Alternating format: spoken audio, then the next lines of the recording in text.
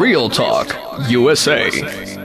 Hello everyone, this is our weekly show, RealTalk USA on 105.3 Alpha FM, and it's me, Earl Solomon, with Chris Mead here. Hey, well, how are you today? How are you, Chris? Yeah, good to see you again. It's been a while. It's been a while, yes. So what do we have today for our listeners? Today we have Mark Pletcher, who is an assistant United States attorney practicing on major fraud and special prosecution section.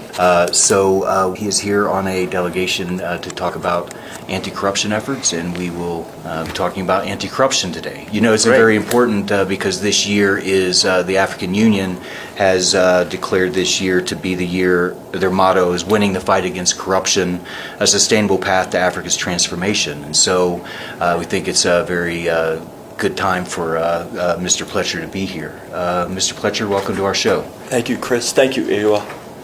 Can I call you Mark? Please. Okay. Mark, could you tell us a little bit about why is this your first time to Ethiopia?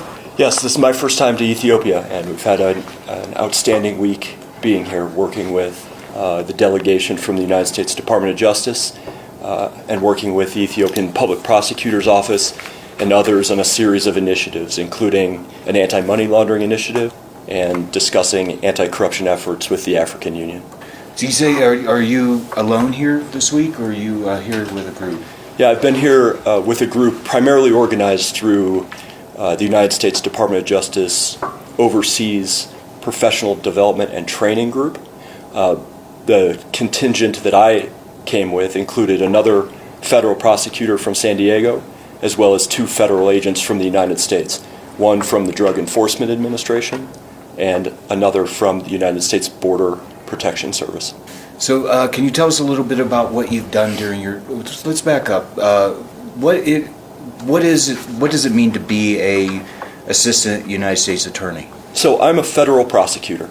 An assistant United States attorney is the title given to all federal prosecutors around the United States, and we prosecute federal crimes that invoke an interest of the United States, including drug trafficking, human smuggling, wildlife trafficking, public corruption, fraud against the United States, money laundering, and a host of other federal crimes that take place in every state, in every district in the United States. Got it. Okay, so, and you are in the major fraud and special prosecution section. Yeah, Chris. What's the difference between major fraud and minor fraud? Yeah, Chris. So the United States Attorney's offices in the United States are split into 93 different districts. So there are United States Attorney's offices in each state and multiple U.S. Attorney's offices in some states. So I work in the United States Attorney's Office for the Southern District of California in San Diego. And within our office, that office is split into a series of different sections focusing on different priorities. We create some efficiencies by specializing in different types of criminal activity. In the major fraud section, we focus on public corruption, fraud that is significant either in terms of the dollar value of the amount stolen or some other priority. We also have a national security section, which focuses on crimes like espionage or the unauthorized transfer of technology. We have people who focus on cyber crimes. We also have people that focus on criminal organizations like drug trafficking or human trafficking. And then we have a very big section that does everything else, our general crimes section that focusing on illegal immigration, alien smuggling, drug trafficking through the border, bank robbery, crimes against children, and those types of things. Okay, well, thank you for that. So your group here, you mentioned that you were here to talk to the Ethiopian Public Prosecutor's Office. Can you describe a little bit about your visit so far, what you've done, who you've met with? What was the goal of your visit? The primary goal of the visit was to conduct an anti-money laundering and terrorist financing seminar for representatives of the Public Prosecutor's Office, but also representatives of the banking industry and certain investigators and auditors who have complementary responsibilities.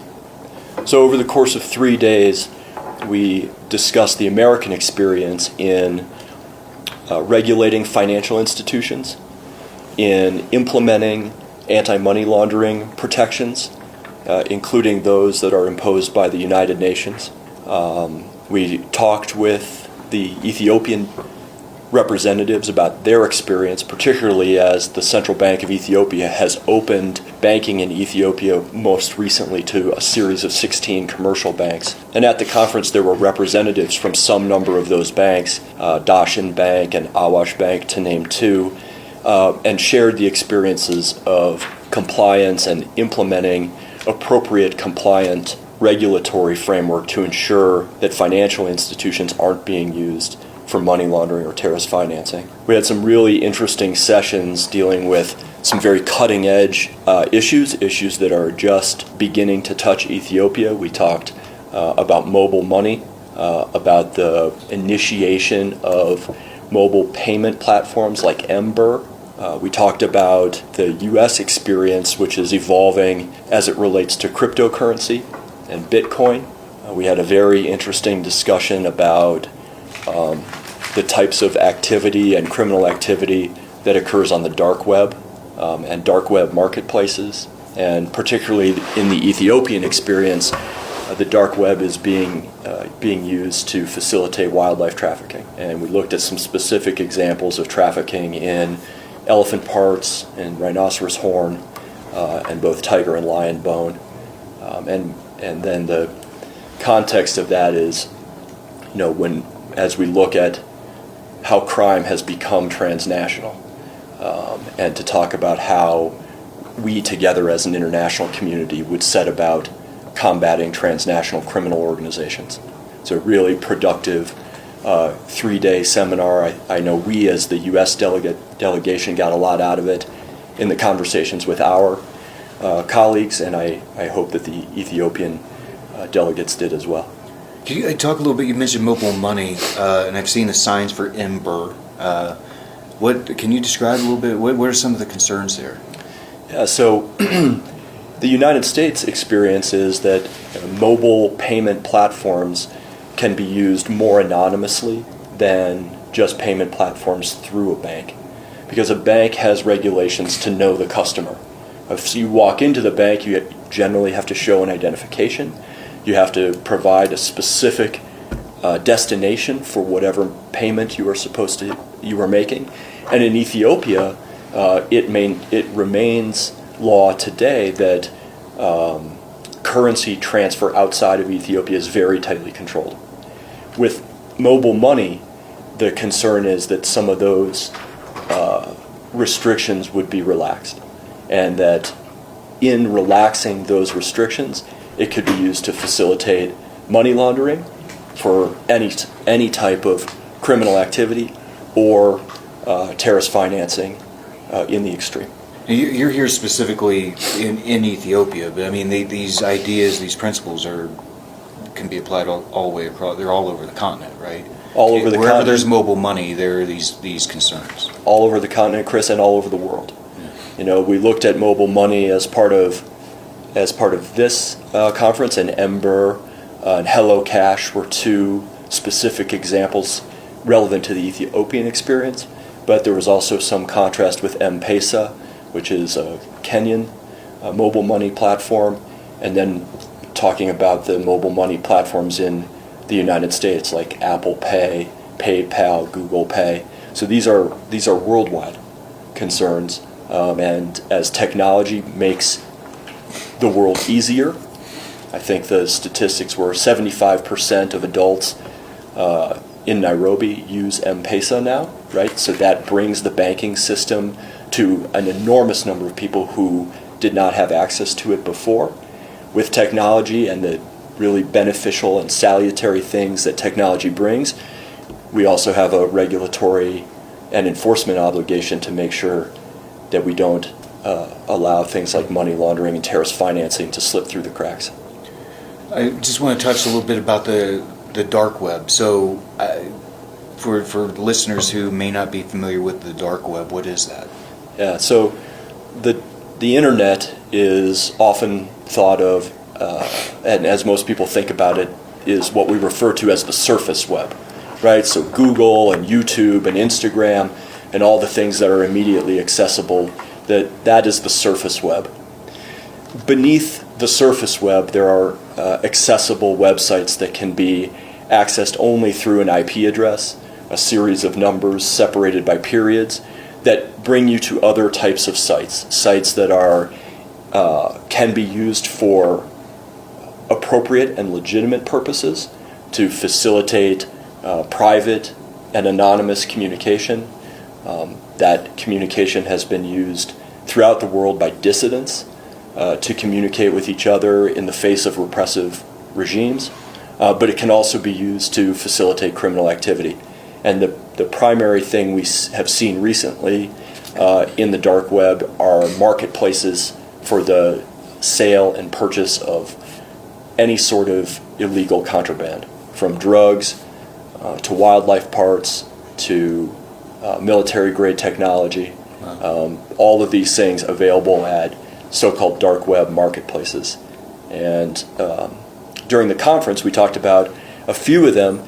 There was a dark web marketplace called Alpha Bay, which was recently the subject of criminal prosecution in the United States, and through efforts of United States law enforcement and the Department of Justice, Alpha Bay has been taken down and is no longer operational.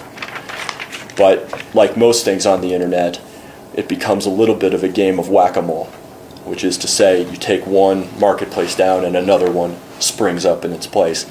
And so in the conference this week, we looked at some marketplaces that are operational today and talked about how law enforcement might combat that evolving problem. Before we went online, you were talking outside about there were three components of anti-corruption efforts, like 3 lines of effort. Can you talk a little bit about those? Yeah. So in addition to the anti-money laundering and terrorism financing portion of our visit, we've also been meeting with representatives of the African Union, of the local Ethiopian community, including the university community, about corruption. As listeners are well aware, this is the 2018, the African Union's theme is winning the war against corruption. And while it's not meant to be an actual goal, we're not going to win the war against corruption in 1 year, it's the notional theme that is important. It's the idea to bring awareness to the virulence of corruption and to increase the level of discourse about what corruption is and the problems that it brings. Well, thank you. This is going to be my next question. Let's talk a little bit about from a legal perspective, from where you sit as a law enforcement attorney in the apparatus in the United States. What is corruption, and what are some of its effects? So let's ask what is corruption first. Yeah. So I think before answering, Chris, your specific question, it's important to note anytime we're talking about corruption, that corruption is a problem for every nation in the world. Corruption is not an Ethiopian problem. Corruption is not an African Union problem. Corruption is a problem for the entire world, for every country. And I've spent my career investigating and prosecuting corruption cases that are predominantly involve United States public officials. And we in the United States are far from immune from this problem. Corruption at bottom is the receipt of things of value by public officials in return for some kind of influence, in return for some kind of influence in the performance of an official act. That can be anywhere from the top of the government, the prime minister or senator or member of the House of Representatives, down through mid-level officials or even local officials who have control over just very small things on a local level. Corruption infects every level of government and can affect citizens on an everyday basis, and it can affect governance as a whole. And the effects of corruption are manyfold, but primarily corruption imperils political stability. Right? If our public officials are receiving money from certain interest groups or certain people, they become beholden to those people and no longer beholden to the citizens who elected or appointed them. In that way, corruption undermines government interests. Our natural resources can be sold on the cheap to people that don't deserve them, who have won them by means of bribery instead of competition in the marketplace. Decisions are being made on some basis other than objectivity, on some basis other than an arm's length negotiation. And in that way, corruption weakens and really threatens to destroy economic development everywhere. And you see a cascading series of effects, right? Because corruption can lead to exploitation. And take a recent example, a United States investment fund partnered with a company in Turks and Caicos, and they set about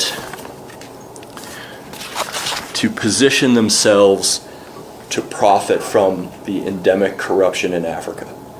And through a series of bribe payments totaling tens of millions of dollars, sought to receive mining and other natural resource concessions across Africa. Who was this? It's a company called OCZIF. American company? OZ. The company is actually a joint venture company, but it involved United States interests. It involved interests of many multinationals, people from many countries. One of the ways that they paid bribes was using the son of the former Prime Minister of Gabon. And so through this intermediary, termed in their internal documents a fixer, they paid bribes to public officials in Libya, in the Democratic Republic of Congo, in Chad, in Niger, in Guinea, mostly for, as I mentioned, mining rights and uranium concessions. These bribes were paid and layered through multiple third parties, lawyers, shell companies, and the bribes totaled tens of millions of dollars over years. Ultimately, when this conduct came to light, the United States and its international partners sought to punish and criminalize this conduct. The company itself was sentenced to pay a $213 million fine. The intermediary, this son of the Prime Minister of Gabon, was sentenced to 24 months in prison. Where? In the United States. He actually, I believe, was a United States citizen in addition to being a citizen of some other countries. And I believe that our So internet... it's not just our legal system reaching out and grabbing people. Like there's a connection to...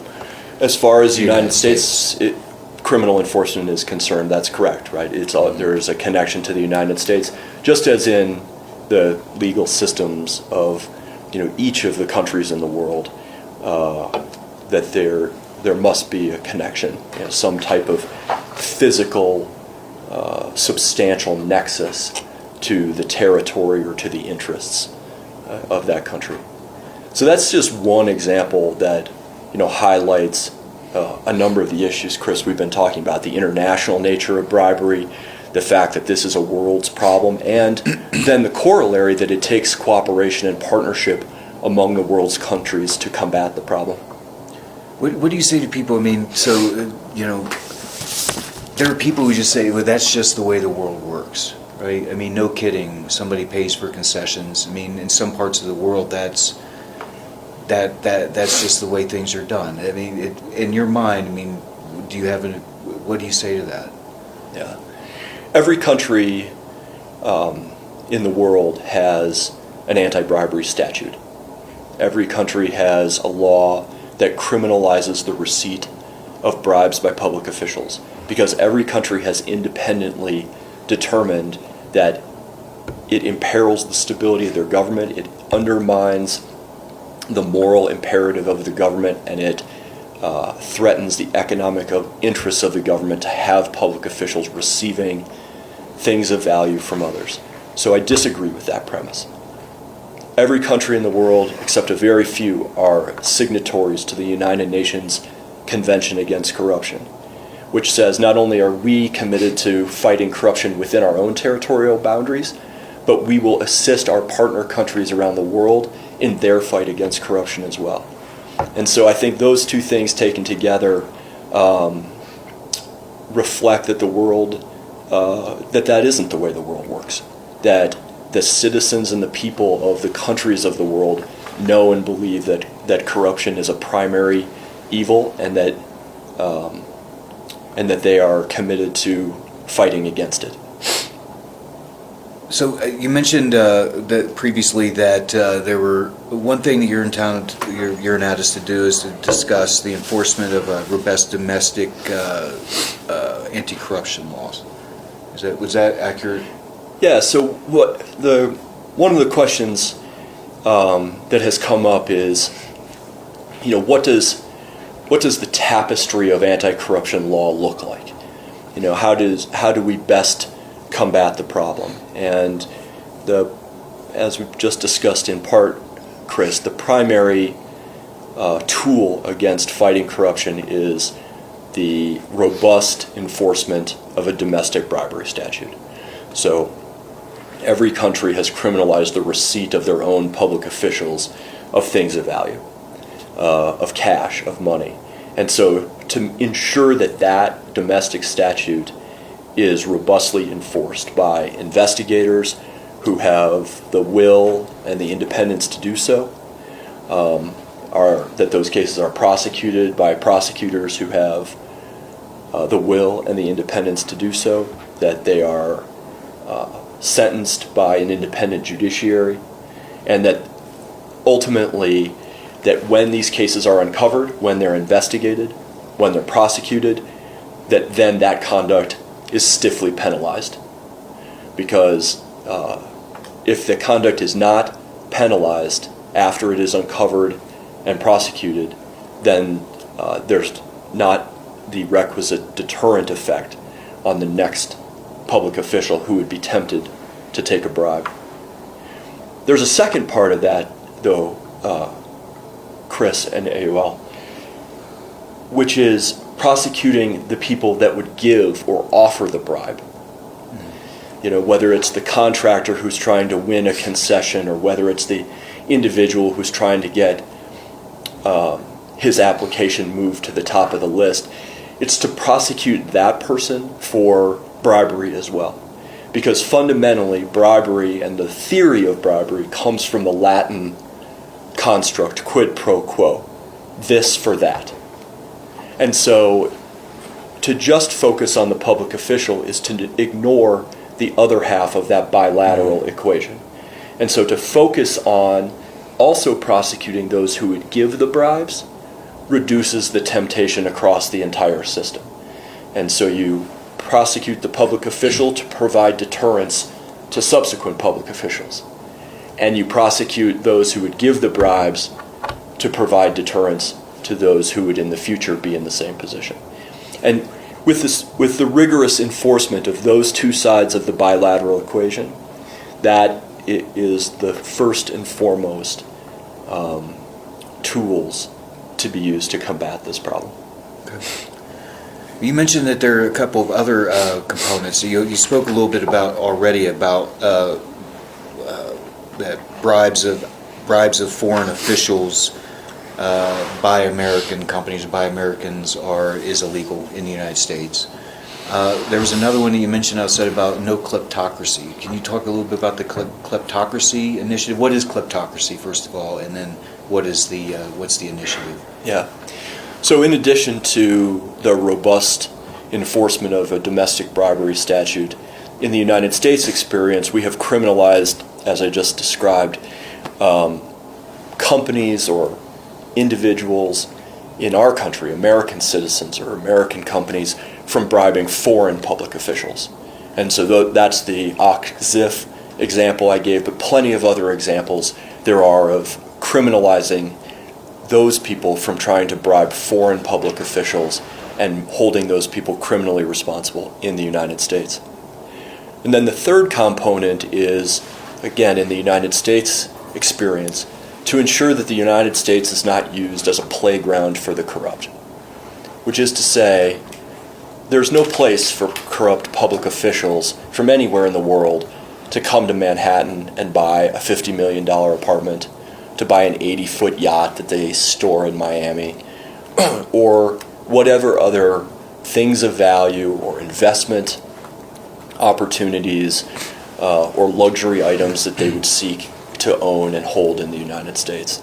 And so in our kleptocracy initiative, coming from the Greek word kleptocracy, meaning governance by thieves, if those assets are identified, often identified by a foreign government, that we work with our international partners either through a request from them or using our own domestic law enforcement and legal framework to restrain and seize those assets. In recent years, two examples I just used, but I did not pull from thin air. A $50 million apartment in Manhattan, an $80 million yacht.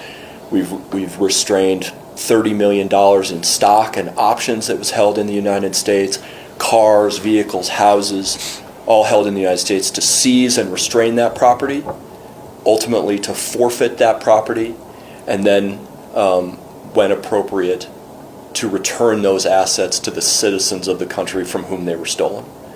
And that is the third prong in the United States experience of trying to stamp out corruption, both domestically and internationally, to ensure that corrupt world leaders who would, loot the treasury of their countries do not find safe haven in the United States.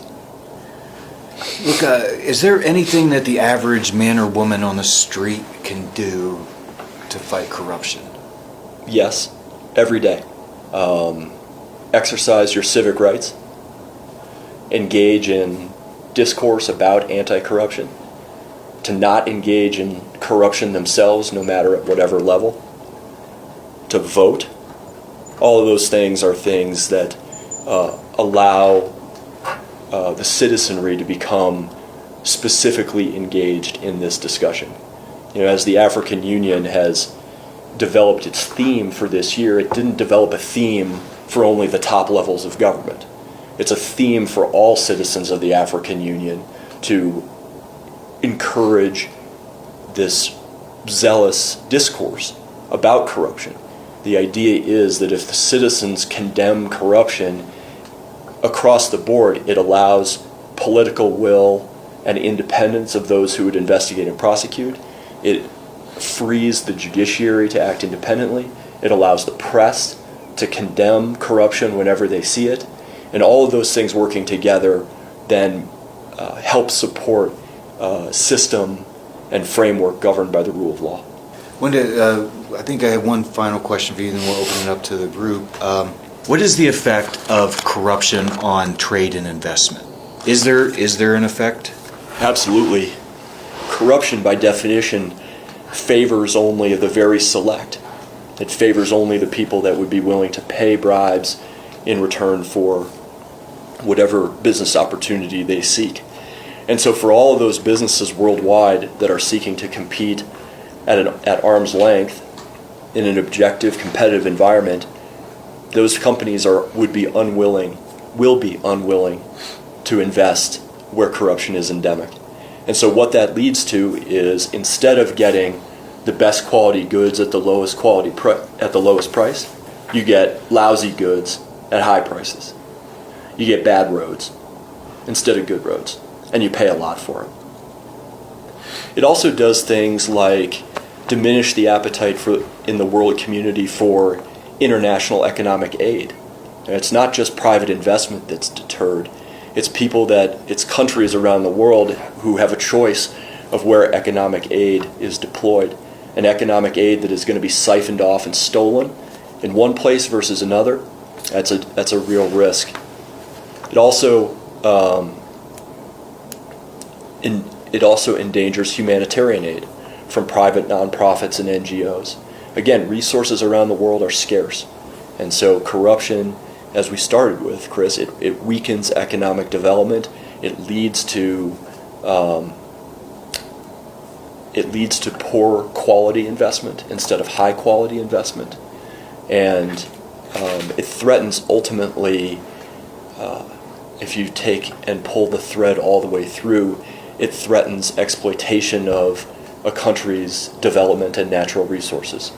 Instead of getting assistance mining or accessing oil reserves, it leads to contracts that aren't favorable for the contracting nation. So I think all those things are real risks of corruption, and as Africa looks to economic development is, I think, the primary reason why the United Nations theme of this year is so important, because economic development is going to take place. In the next 5 years, in the next 10 years, it will be unprecedented economic development in Africa. And so to get and have that development be at as high a quality as possible means that corruption needs to be as low a level as possible. I would, before I open it up, are there any cases, you mentioned a few that you've, by name, are there any cases that you worked on that you think would be particularly interesting to the audience? That you're allowed to talk about? Yeah. No, there are not. We've worked across, the course of the last 15 years on a number of fantastically interesting corruption cases. There was a case of a United States Army major who was stationed in Kuwait, who received approximately $10 million in bribes in return for the award of bottled water contracts. And Wow. The bottled water in those instances was destined to the United States and coalition soldiers who were fighting in Iraq.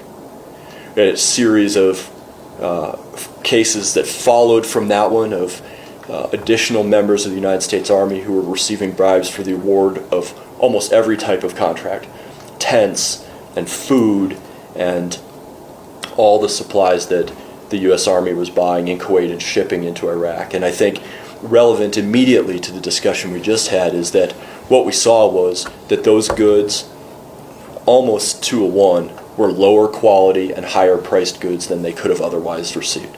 But because of the payment of the bribe, because that was not at arm's length, it was not objective, we were dealing with companies that frankly didn't have the expertise in procuring bottled water or the rest of these goods, and really where their failing was in the delivery of that bottled water, because part of the contract was delivery of the water in Kuwait, but the transnational shipment into Iraq.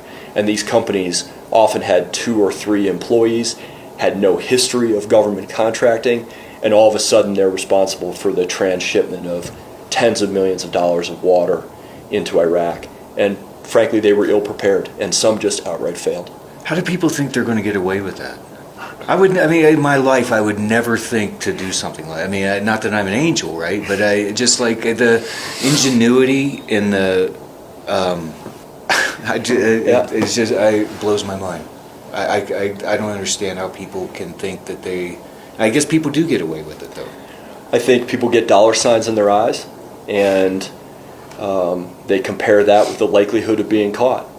And for members of the U.S. Army who are sitting at a outpost army base in Kuwait, not surrounded by local police, not surrounded by federal agents, maybe they had judged the likelihood of getting caught to be quite low and the return on criminal activity be quite high, and so it was worth that risk. In another one of those cases relevant to our discussion here, a member of the United States State Department who worked at the U.S. Embassy in Kuwait was taking bribes in return for the award of housing and vehicle contracts. And this guy received somewhere $3 or $4 million, and he had emigrated to the United States from Ghana. And so he laundered all of his bribe proceeds through his relatives and banks in Ghana and the surrounding countries in Africa. And so through our international partnership with those countries and formal assistance requests to law enforcement in those countries, we were able to receive information about how he laundered the money, how it was dispersed, and then an attempt to retake some of it. So that that, Chris, was a really interesting series of cases. Ultimately, I think we prosecuted right around 100 or 150 U.S. public officials, members of the U.S. military, and private contractors for public corruption and related offenses coming out of the war in Iraq. We also had a similar experience in the United States military action in Afghanistan, where we saw the same or similar activity where people were receiving bribes, for example, signing off on invoices that said, okay, I received from you 100 units of whatever you were supposed to deliver, but in fact they only received 25 or 50. So they were in that way facilitating this giant fraud. The contractor was getting paid for the full allotment, but the United States was receiving only a portion of it, and then they were getting paid a kickback in return. So all of those cases were, in varying degrees interesting, and specifically interesting because that was a new experience for the United States, right? We had never before investigated or prosecuted public corruption cases in Kuwait or Iraq or Afghanistan, and it had been many, many years since we had done so in wartime. And so those were pieces of our formative experience. Speaking of war, is there any connection between corruption and violent extremism? It's a difficult question because in most instances the answer is we don't know specifically. But the one connection that we have seen is that because corruption diminishes confidence in the economic marketplace, governments are doing business with people that they wouldn't otherwise be. Right? So governments began to do business, individuals do business with people on the basis of paying a bribe as opposed to basis of competition in the open marketplace. And when you start doing business with people who you don't know, based only on an illegal relationship, you can't be certain of then the person you're doing business with. And so that person may hire subcontractors. The money that they earn may be pushed into places where you wouldn't otherwise expect it to go. And so we saw one example in Afghanistan where U.S. service members were facilitating the theft of diesel fuel. So they would receive a kickback, and then in return, a 6,000-gallon truck of diesel fuel would leave the military base out into Afghan society and without any further controls. And so in those instances, who ended up with the fuel, who ended up with the profit from the sale and resale of the fuel are all unknowns. And in that way, again, you lose control of the transparency of the marketplace because corruption in this way is a gatekeeper offense. Okay, well, I think that's the end of my questions. Does anyone here would you guys like to ask a question? So for the audience, we doing something different this week with RealTalk USA. We have invited journalists to participate in the interview, and so I don't know if there are any questions though. So we'll see how this goes. Would you identify yourself and? Okay, I'm from Daily Monitor, and it's me, Jonas. During your discussion or staying here in Addis, what kind of anti-corruption you found in Ethiopia? During our discussions, we've talked through both countries' domestic statutes that criminalize corruption. We've talked about efforts by the Federal Investigation Bureau and the Anti-Corruption Commission to investigate corruption allegations when they come to light.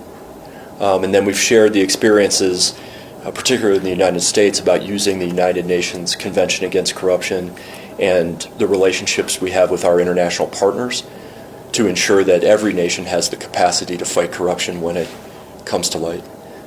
So I think those are the specifics. Also, have had some really engaging and fruitful discussions with delegates to the African Union about corruption not just in Ethiopia, but corruption throughout Africa, and in conjunction with the African Union's theme for this year. And so those discussions with those delegates are talking about it as a continent-wide problem as opposed to a country-specific problem. And I think that's a very useful way to attack the problem, because as we've discussed, Johannes, the problem does not end at the territorial borders of any particular country. Is there a typical kind of corruption that's going on in Africa that the African Union highlighted? No, there is nothing typical in Africa that's not typical anywhere else, right? Corruption is a worldwide problem, and it is a problem at every level of government. The one thing we see over and over again in Africa is that if we're looking for some type of unifying theme, it's that Africa is plentiful in its natural resources, and so bribes have been paid over time by any number of transnational companies to get access to Africa's natural resources, be it uranium or oil or diamonds or mining in any specific. Now, that isn't by any means meant to be exclusive, but we do see a number of cases with that. So in recent years, Chris, the Minister of Natural Resources in Nigeria, was taking bribes more than $144 million for access to Nigeria's oil resources. In Equatorial Guinea, the Minister of Geology and Mines was taking bribes in return for access to Equatorial Guinea's oil and mining resources. So we do see that as a recurring theme in Africa, but again, not specific to Africa. Corruption takes place where there is something of value that somebody wants to get at, and they don't want to do it through the competitive marketplace. And so whether that's United States Department of Defense funding for the war in Iraq or Afghanistan, or whether that's natural resources available in Africa, it's wherever the trough exists, the pigs will come to eat. My question is, there are so many improvements this time, but how do you see the move of the government in averting and deterring corruption, especially in Ethiopia? And also, it would be a second question. I think you have mainly focused on bribe, but we know there are many types of corruptions, crimes. So if you say something on that. About the first question you asked, which what is the role of government in combating corruption? Yeah. And the role of government is an essential one, an important one, but it's one of a number of stakeholders who all must act together to combat corruption. So the government must allow its investigators and prosecutors to do their jobs. It must support a judiciary that's willing to punish stiffly public corruption. But maybe first and foremostly, a government must decry corruption in its own midst. How many times have we seen a crackdown on corruption based on the guys who came right before us? And so a stalwart look inward to decry corruption in the first instance tends to intrinsically motivate public officials at all levels. But as I mentioned, it's just one of a complementary piece of how to combat corruption across society. The press is an integral component in that. Your publication, Johannes, your publication. The citizenry is an important stakeholder in that, to denounce corruption when and where it exists. And all of those things working together then become a society that is engaged in a transparent discourse about the rule of law. And even that doesn't guarantee success against corruption, because we've all been fighting corruption since the beginning of time, and we will continue to. It's just to denounce it, investigate it, and punish it, so that those who would engage in corruption, both through the receipt of things of value and the payment of things of value, are deterred. That is, they take a minute and think twice before they engage in that conduct. I think this question will depend on your observation of the current status in Ethiopia. So the question is, there are so many problems, especially in relation with good governance, and even the political system in Ethiopia has its own drawbacks. But my question is, how do you relate corruption, the corruption crimes, with good governance, especially making Ethiopia as, case? The easiest answer to your question is that corruption is antithetical to good governance. They are the direct opposites of one another. Your question, I think, evokes a number of much more significant philosophical questions about government reform, societal reform, and I think that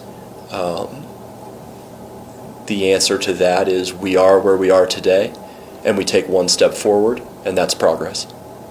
Mark, thank you for being with us today. I just wanted to, in closing, you practice law, you're U.S. Attorney in San Diego. Where are you from? Where did you grow up? Yeah, I grew up in the state in the United States of Minnesota. Okay. And I went to college, went to university in Philadelphia, and then in the United States Law School is a separate educational experience, which I did at the University of Michigan. Okay. What's your favorite state? I love Idaho. I worked after law school for a judge in the state of Idaho, which is a mountain state in the high desert, and it's covered with mountains and lakes and streams and ponds to fish in, and rolling hills to bike on, and beautiful rivers to canoe and kayak. It's an outstandingly beautiful state, but as is many states in the United States. I know three things about Idaho. I know that a lot of Californians are leaving California to go to Idaho. I think Idaho is the state that Napoleon Dynamite was about, the movie Napoleon Dynamite, right? Yep. And potatoes, right? Yep, all true. Also, the football field for Boise State University is bright blue. So those are the four things that most people know about Idaho. But I've been really lucky to live throughout the United States and in several different foreign countries, and had an opportunity to travel quite a bit throughout the world, throughout the Middle East and Asia and Africa. So my career in the Department of Justice has allowed me many of those opportunities, for which I'm very thankful. Well, we've been speaking today with Mark Pletcher, Assistant United States Attorney for the Southern District of California. Mark, it's been a pleasure talking to you. Thank you for coming on to Real Talk, and hope you enjoy the rest of your visit. Chris, AUL, thank you very much for having me today.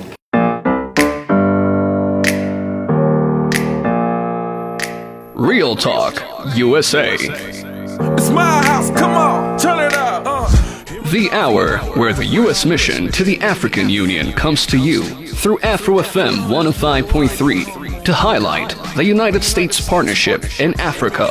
Current issues will be discussed. Guests will engage on a variety of topics ranging from politics to jazz. Co-hosted by AUL Solomon of Afro FM and Chris Meade of USAU. The show will air every Thursday from 5 to 6 p.m. Feel free to participate by sending messages to the USAU social media sites, www.usau.usmission.gov or www.facebook.com/USAU, and follow USAU on twitter.com/USAU.